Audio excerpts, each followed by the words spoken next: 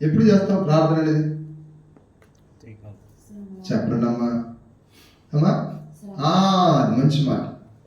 యోనా భక్తుడు కూడా దేవుడు చెప్పాడు, చెప్పిన మాట విడిచిపెట్టాడు, దేవుడికి అవిధేయత వచ్చింది, దేవుని మాట వినకుండా పక్కకు పోయాడు, కానీ తన జీవితంలో ప్రార్థన అనుభవం లేదు. చూడండి, మొదటి అధ్యాయంలో చూస్తే యోనా గ్రంథము మొదటి అధ్యాయము 5వ వచనం.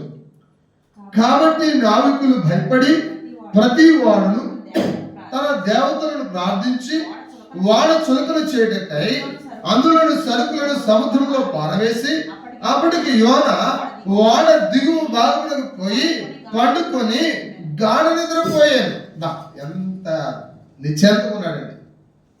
ఒకవేళ పడుకుంటే మెలకు వస్తుందేమో, ఎవరైనా రెస్టిమెంట్ చేస్తారని వాడు కింద భాగాలకు పోయాడు.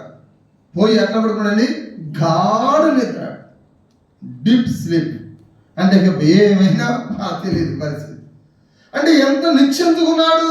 వాస్తవానికి ఒక విశ్వాసి, ఒక సంఘము, ఒక వ్యక్తి, ఒక కుటుంబము ప్రార్థన ఏదో అవసరం పడి చేసేది కాదండి.